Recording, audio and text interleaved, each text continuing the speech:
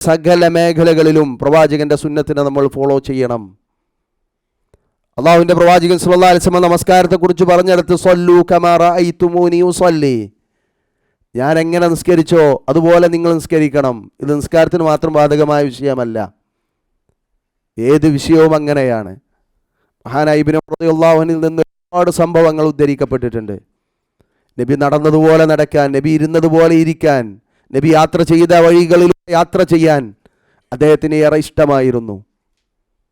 ഉംറയുടെ റംലുമായി ബന്ധപ്പെട്ട അഥവാ ഉംറയുടെ ആദ്യത്തെ 3 ചുറ്റലുകളിൽ ചെറിയ രീതിയിലുള്ള ഓട്ടം പ്രവാചകന്റെ സുന്നത്തിൽപ്പെട്ടതാണ്. ആ ഓട്ടത്തെപ്പറ്റി ഇബ്നു ഉമർ റളിയല്ലാഹു അൻഹു പിന്നീട് പറയുന്നുണ്ട്, അന്ന് നബി സല്ലല്ലാഹു അലൈഹി വസല്ലം അത് ഞങ്ങളോട് കൽപ്പിച്ചതിനൊരു കാരണമുണ്ടായിരുന്നു. മക്കയിലെ മുശ്രിക്കുകൾ പ്രവാചകൻ സല്ലല്ലാഹു അലൈഹി വസല്ലമയുടെ ഉംറത്തുൽ ഖളാഇൻ്റെ അന്ന് അഥവാ ഹുദൈബിയ സന്ധി ഉണ്ടായി. അന്ന് ഉംറ ചെയ്യാൻ പറ്റിയില്ല, തിരിച്ചുപോയി.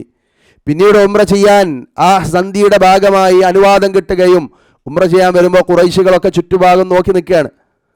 മക്കയിൽ നിന്ന് ഹിജ്റ പോയ ആളുകൾ എങ്ങനെയുണ്ട്, അവർക്ക് അവിടെ ഭക്ഷണം കിട്ടിയിട്ടുണ്ടോ, അവരുടെ ശരീരപുഷ്ടി എങ്ങനെയുണ്ട്, വളരെ ദുർബലരായി മാറിയിട്ടുണ്ടോ എന്നൊക്കെ നോക്കാൻ ചുറ്റുഭാഗം മുശ്രിക്കുകളുണ്ട്.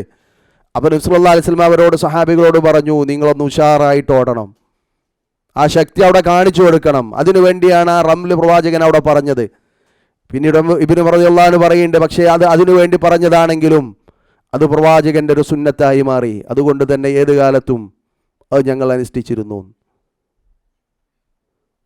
അപ്പോൾ പ്രവാചകൻ സല്ലല്ലാഹു അലൈഹി വസല്ലമയുടെ മുഴുവൻ വാക്കുകളെയും പ്രവർത്തനങ്ങളെയും അതുപോലെ ജീവിതത്തിൻ്റെ ഭാഗമാക്കാനായിരുന്നു നമ്മുടെ പൂർവികരായ ആളുകളൊക്കെ ശ്രമിച്ചിരുന്നത് എന്ന് നമുക്ക് മനസ്സിലാക്കാൻ പറ്റും. അതിൻ്റെ ഭാഗമായി തന്നെ മൂന്നാമത്തെ നമ്മൾ മനസ്സിലാക്കേണ്ടത് പ്രവാചകൻ വിലക്കിയ കാര്യങ്ങളിൽ നിന്ന് പൂർണ്ണമായും വിട്ടുനിൽക്കുക. ഇത് വളരെ പ്രധാനപ്പെട്ടൊരു കാര്യമാണ്. പ്രവാചകൻ ഒരു കാര്യം പാടില്ല എന്ന് പറഞ്ഞിട്ടുണ്ടെങ്കിൽ പിന്നെ അവിടെ പല ന്യായങ്ങളും പറഞ്ഞ ആളുകൾ വരുന്നതായി നമുക്ക് കാണാൻ പറ്റും. അത് വളരെ ഗൗരവമായി നമ്മൾ ആലോചിക്കണം. അത് വളരെ ചെറിയ വിഷയമാണെങ്കിൽ പോലും പ്രവാചകൻ പാടില്ലെന്ന് പറഞ്ഞതിനോട് ഒരു വെറുപ്പുണ്ടാകാൻ നമ്മുടെ മനസ്സ് പാകപ്പെടണം. പ്രവാചകന്റെ സന്നിധിയിലേക്ക് ഒരാളെ ഗോൾഡിൻ്റെ മോതിരവുമാണ് അണിഞ്ഞു വന്നപ്പോൾ നബി അത് ഊരി വലിച്ചെറിഞ്ഞത് നമുക്ക് പറ്റൂല എന്ന് പറഞ്ഞു, ഊരിയിട്ടു. പിന്നീട് അദ്ദേഹത്തോട് സ്വഹാബികൾ പറയുന്നുണ്ട്, ഗോൾഡ് എടുത്തോ, ധരിക്കുന്നതാണ് ഹറാം, നിനക്ക് വേറെ കാര്യങ്ങൾ കൊടുക്കാം. അദ്ദേഹം പറഞ്ഞത്, എൻ്റെ പ്രവാചകൻ എൻ്റെ കയ്യിൽ നിന്ന് ഊരി വലിച്ചെറിഞ്ഞ ഒന്ന് അതെനിക്ക് ഇനി തിരിച്ചു വേണ്ട. പ്രവാചകനോടുള്ള അവരുടെ നിലപാട് എന്താന്ന് നോക്കി. ചെറിയൊരു ഉദാഹരണം നമ്മളുമായി ബന്ധപ്പെട്ട് പറയാം.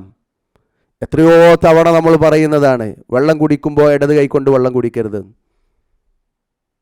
ഇനി കുറേ പറഞ്ഞാൽ പിന്നെ ആളുകൾ എന്നാൽ തൽക്കാലം നമുക്കൊന്ന് താങ്ങി പിടിക്കാം. നബിനെ കളിയാക്കുന്നത് പോലെ നബിക്ക് പറഞ്ഞുകൂടായിരുന്നു, നിങ്ങൾ താങ്ങി കൊടുത്താൽ മതി. നമുക്കത് അംഗീകരിക്കാൻ പറ്റുന്നില്ല. എന്താ പ്രശ്നം? അത് നമ്മുടെ മനസ്സിനോട് നമ്മൾ ചോദിക്കേണ്ടതാണ്. മുഹമ്മദ് റസൂലുള്ള ചൊല്ലിയ ആളുകൾ എന്ന നിലയിൽ പ്രവാചകൻ അരുതെന്ന് പറഞ്ഞ കാര്യം, നിങ്ങൾ നിങ്ങളുടെ ഇടതുകൊണ്ട് കുടിക്കുകയോ കഴിക്കുകയോ ചെയ്യരുതെന്ന് എൻ്റെ പ്രവാചകൻ പറഞ്ഞിട്ടുണ്ടെങ്കിൽ പിന്നെന്ത് ന്യായമാണ് നമ്മൾ പറയാനുള്ളത്?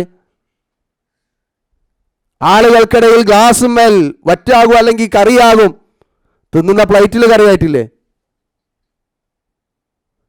കഴിച്ചുകൊണ്ടിരിക്കുന്ന പ്ലേറ്റിൽ കറിയല്ല ഉള്ളത്, പിന്നെ ഗ്ലാസ് എന്താ കുഴപ്പം? പിശാച് പറഞ്ഞുതരാണ് നമ്മോട്. അത് മോശമാണ് എന്ന തോന്നൽ നമ്മുടെ മനസ്സിലുണ്ടാക്കുകയാണ്. അതിലൂടെ നമ്മൾ പറയുന്നത് എന്താ? എൻ്റെ നബിക്കറിയാത്തതൊന്ന് എനിക്കറിയാമെന്നതാണ്. അള്ളാന്റെ പ്രവാചകൻ പറഞ്ഞത് തെറ്റാണ്, ഇതാണ് ശരിയെന്ന് നമ്മൾ പറയുന്നതിന് തുല്യമല്ലേ? ഇതൊരു വിഷയം മാത്രമല്ല, ഓരോ വിഷയത്തിലും അങ്ങനെയാണ് വരിക. ഗൗരവമുള്ള വിഷയമാണ്. വസ്ത്രം നെരിയാണിക്ക് താഴെ ഇറങ്ങരുതെന്ന് എൻ്റെ പ്രവാചകൻ പറഞ്ഞിട്ടുണ്ടെങ്കിൽ ആരൊക്കെ എന്ത് പറഞ്ഞാലും എൻ്റെ വസ്ത്രം നെരിയാണിക്ക് മുകളിൽ ഞാൻ കട്ട് ചെയ്തിരിക്കും എന്ന് തീരുമാനിക്കാൻ നമുക്ക് പറ്റണം. അത് മടക്കി വെച്ചും തൽക്കാലം ഒന്ന് ഒതുക്കി വെച്ചും നിസ്കരിക്കുമ്പോൾ മാത്രം കയറ്റി പിടിച്ചും നടക്കേണ്ടവനല്ല മുസ്ലിം.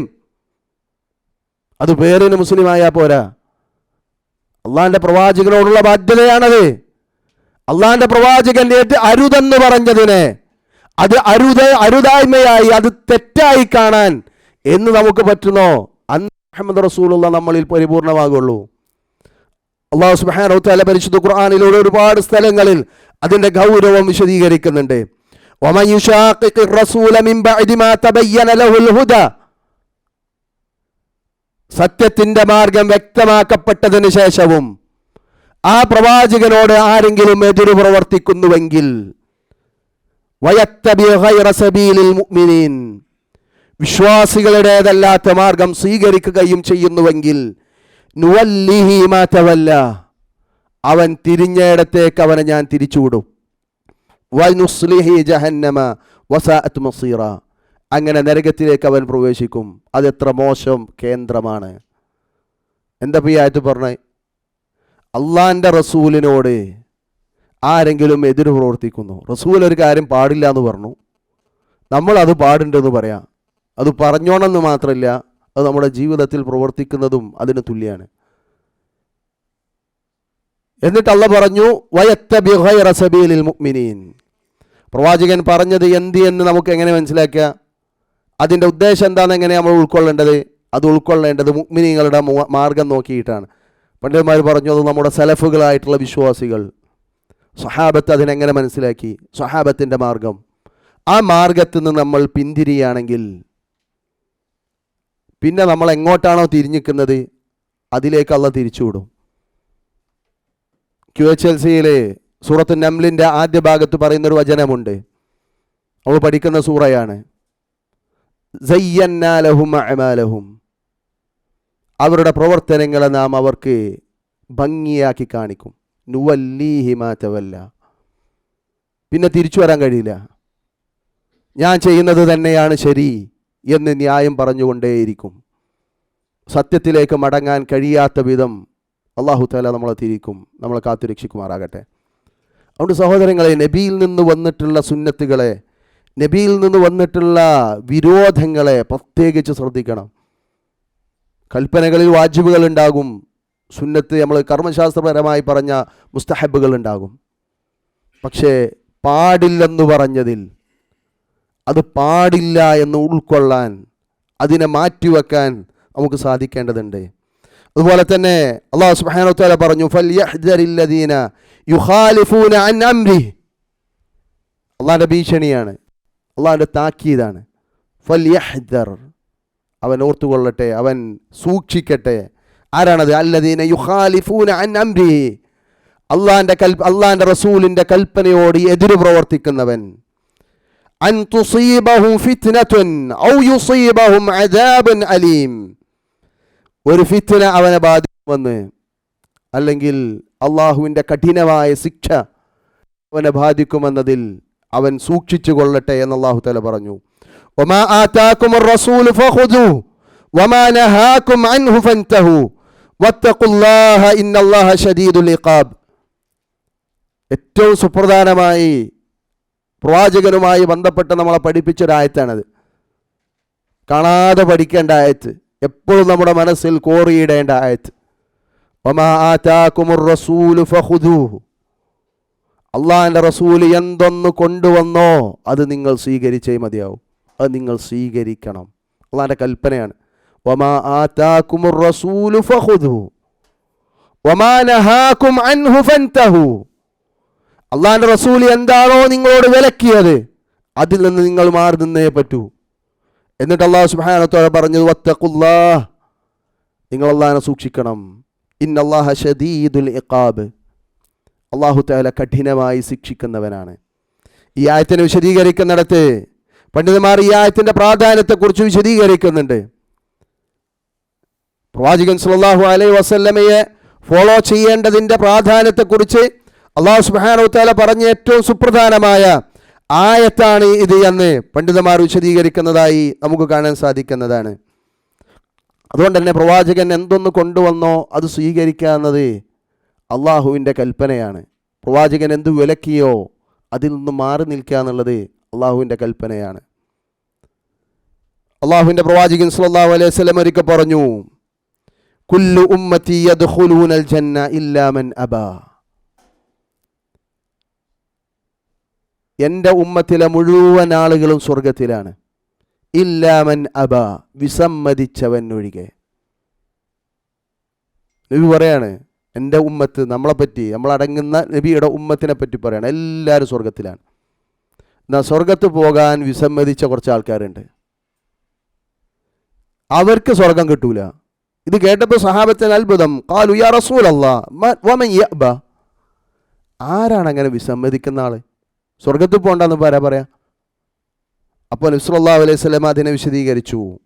വമൻ അത്വഅനി ദഖലൽ ജന്ന വമൻ അസനി ഫഖദ് അബ, എന്നെ ആരനുസരിച്ചോ അവൻ സ്വർഗത്ത് പോയി, എന്നെ ആര് ധിക്കരിച്ചോ അവനാണ് ആ വിസമ്മതിച്ചവൻ. വിഷയം ഗൗരവമാണ്. മുഹമ്മദ് റസൂലുള്ളാഹി എന്ന് കലിമത്ത് ഷഹാദ് ഉച്ചരിച്ചത് കൊണ്ട് മാത്രമായില്ല. ആ കലിമത്ത് ഷഹാദ് ഉച്ചരിക്കുന്നതോടുകൂടെ നമുക്ക് നിർബന്ധമാകുന്ന വിഷയമാണ് ആ പ്രവാചകനെ പരിപൂർണമായി ഫോളോ ചെയ്യുക.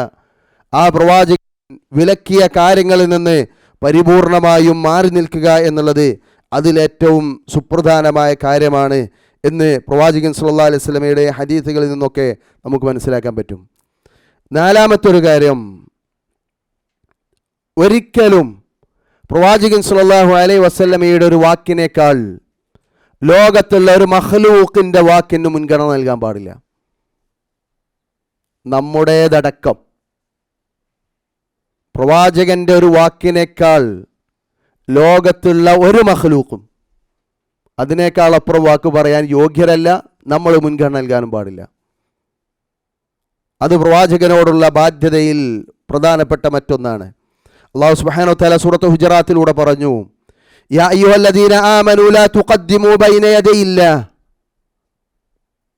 വറസൂലിഹി, വിശ്വാസികളെ, നിങ്ങൾ നിങ്ങളുടെ അള്ളാഹുവിനും അള്ളാഹുവിൻ്റെ പ്രവാചകനും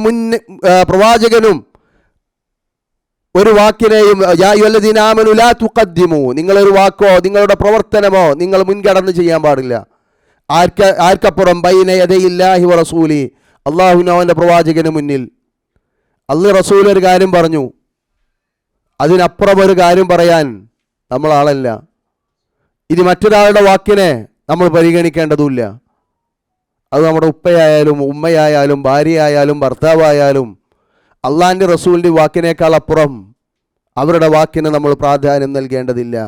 വത്തഖുല്ലാഹ ഇന്നല്ലാഹ സമീഉൽ അലീം, നിങ്ങൾ അള്ളാഹിനെ സൂക്ഷിക്കുക, അള്ളാഹു തആല എല്ലാം കേൾക്കുന്നവനും എല്ലാം അറിയുന്നവനുമാകുന്നു.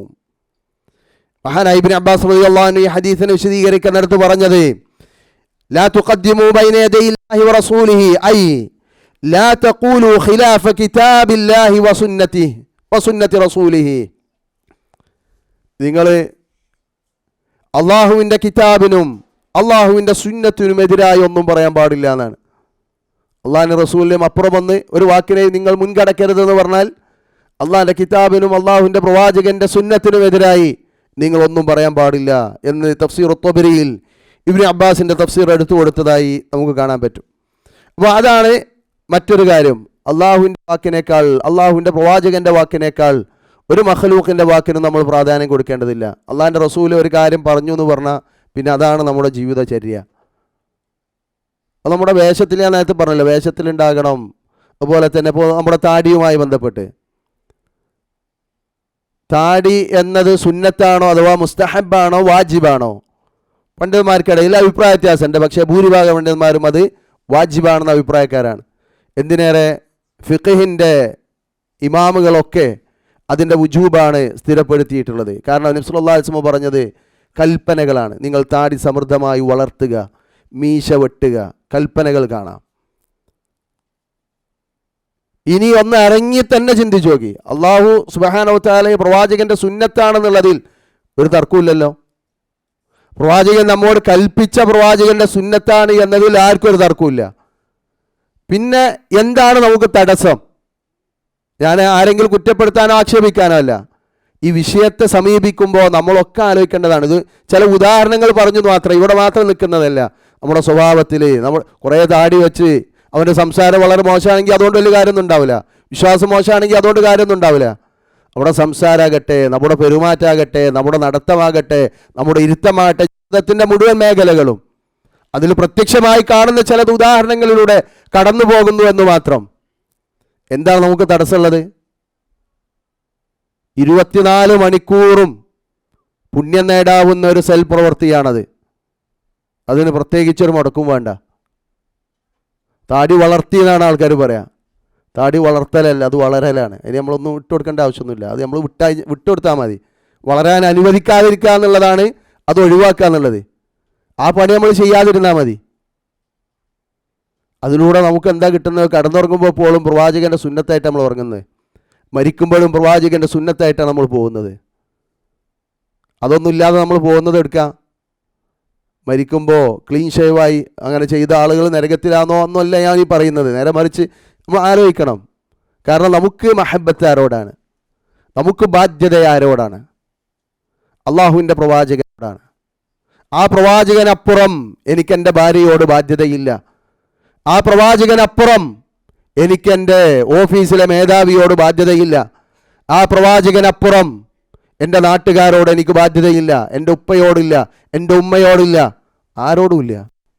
ആ പ്രവാചകനാണ് മികച്ചു നിൽക്കുന്നത്. അതുകൊണ്ട് തന്നെ എല്ലാ കാര്യവും അങ്ങനെ നമ്മൾ ജീവിക്കാൻ തയ്യാറായാൽ ജീവിതത്തിൽ ഒരുപാട് ബർക്കത്തുകൾ ഉണ്ടാകും, ഒരുപാട് അനുഗ്രഹങ്ങൾ, നമ്മൾ വിചാരിക്കാത്തത്ര അനുഗ്രഹങ്ങൾ. അല്ലേ, ലഅല്ലക്കും തുർഹമൂ എന്ന് പറഞ്ഞില്ലേ? അത് വെറുതെ പറഞ്ഞതല്ല. യുഹ്ബിബുക്കുമുല്ലാഹ് എന്ന് പറഞ്ഞില്ലേ? അതൊന്നും വെറുതെ പറഞ്ഞതല്ല. ആ അള്ളാഹുവിൻ്റെ മഹബത്ത് നമ്മുടെ ജീവിതത്തിൽ നേളിച്ചു കാണും. ആ അള്ളാഹുവിൻ്റെ റഹ്മത്ത് നമ്മുടെ ജീവിതത്തിൽ നേളിച്ചു കാണും. അതുകൊണ്ട് സഹോദരങ്ങളെ, ഞാൻ നേരത്തെ പറഞ്ഞല്ലോ, ഇത് ചെറിയ ഒരു സംസാരം കൊണ്ട് നിർത്താവുന്ന ഒരു വിഷയമല്ല. ഇതിലെ പ്രധാനപ്പെട്ട ഒരുപാട് ഭാഗങ്ങൾ നമുക്ക് ചർച്ച ചെയ്യേണ്ടതുണ്ട്. ഇതിലെ പ്രത്യേകിച്ച് നമ്മുടെ ജീവിതവുമായി ബന്ധപ്പെടുത്തി ഓരോ മേഖലയും സുന്നത്തുകൾ എന്താണ്, അതിലെ ബിദ്അത്തുകൾ എന്താണ്, അത് നമ്മൾ ചർച്ച ചെയ്യണം. ജീവിതത്തിൻ്റെ ഓരോ മേഖലയിലും പ്രവാചകൻ്റെ സുന്നത്തുകളുണ്ട്. ആചാരമുണ്ട്, അനാചാരമുണ്ട്. ആചാരമെന്ത്, അനാചാരമെന്ത് എന്ന് തെളിവുകളുടെ അടിസ്ഥാനത്തിലൊക്കെ നമുക്ക് ചർച്ച ചെയ്യേണ്ടതുണ്ട്. അതുപോലെ തന്നെ ഇതിൻ്റെ ബാക്കിയായി ചില കാര്യങ്ങൾ കൂടെ നമുക്ക് സംസാരിക്കേണ്ടതുണ്ട്. ഇൻഷാ അല്ലാഹ് തുടർന്ന് വരുന്ന ക്ലാസ്സുകളിൽ അങ്ങനെയുള്ള വിഷയങ്ങളിലേക്ക് നമുക്ക് പ്രവേശിക്കാം. ചുരുക്കി പറഞ്ഞാൽ ഇന്ന് പറഞ്ഞതിൻ്റെ രത്ന ചുരുക്കം ഇത്രയേ ഉള്ളൂ.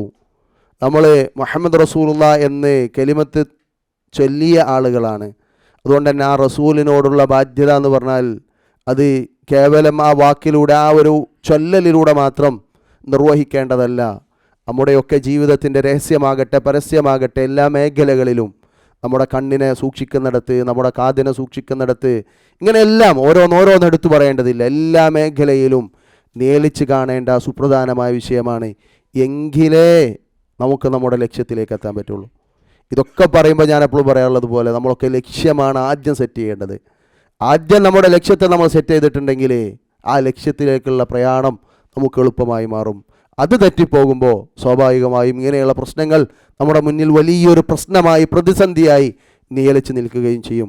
അല്ലാഹു സുബ്ഹാനഹു വതആല സത്യത്തെ സത്യമായി മനസ്സിലാക്കാനും അതനുസരിച്ച് ജീവിക്കുവാനും, അസത്യത്തെ അസത്യമായി മനസ്സിലാക്കാനും അതിൽ നിന്ന് മാറി നിൽക്കാനുമുള്ള തൗഫീഖ് നമുക്കെല്ലാം നൽകി അനുഗ്രഹിക്കുമാറാകട്ടെ. റബ്ബനാ തഖബ്ബൽ മിന്നാ ഇന്നക അൻതസ് സമീഉൽ അലീം വതുബ് അലൈനാ ഇന്നക അൻതത് തവ്വാബുർ റഹീം വൽഹംദുലില്ലാഹി റബ്ബിൽ ആലമീൻ വസ്സലാത്തു വസ്സലാമു അലാ റസൂലിൽ അമീൻ. അസ്സലാമു അലൈക്കും വറഹ്മത്തുള്ളാഹി.